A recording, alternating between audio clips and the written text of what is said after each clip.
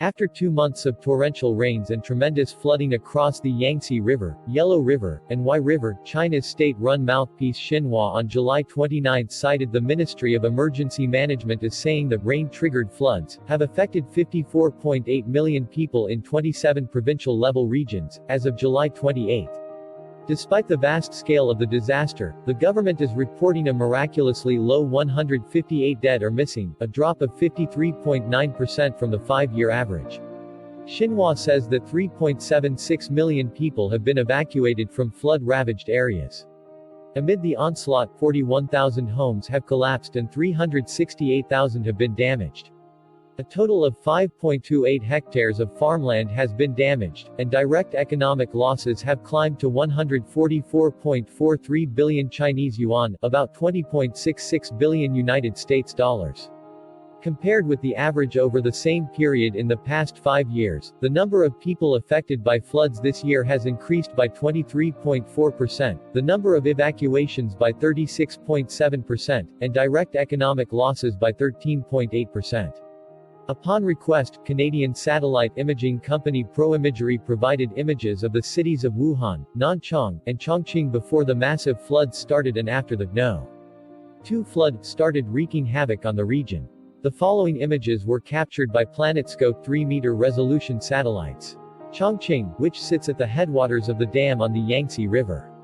Tremendous downpours beginning that day caused severe flooding across the city, with 188,025 people in 19 districts and countries affected, as well as 1,000 houses destroyed and 6,000 hectares of crops inundated, reported China News Service. In a before and after comparison of Chongqing's Yuzhong and Nan'an districts, what were once sandbars, islands, and docks in April are replaced in July with a thick, brown soup that covers the entire span of bridges, threatening to swallow them up.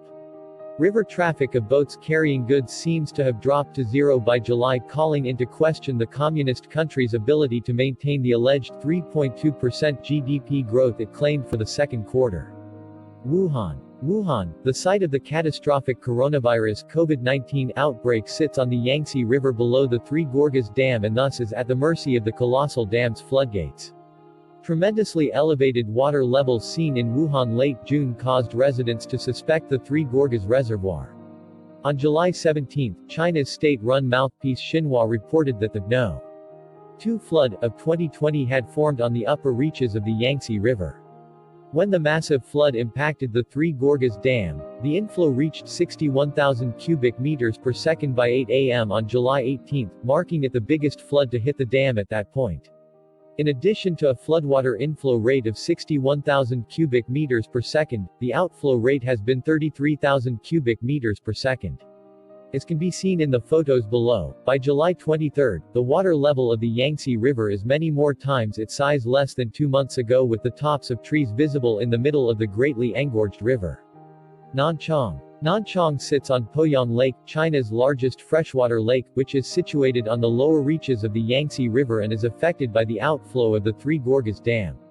In previous years, the dam has been blamed for causing Poyang Lake to shrink up and almost completely evaporate in 2016. On July 18, Chinese state-run media reported that firefighters finished filling in a 188-meter, 620-foot break on Poyang Lake that had caused widespread flooding across 15 villages and agricultural fields in Yangtze. More than 14,000 people were evacuated. As bad as these floods were, the Changjiang Water Resources Commission of the Ministry of Water Resources on July 26 announced that No. 3 flood was striking the upper reaches of the Yangtze River basin. For latest updates, please subscribe on our channel. Thank you for your support.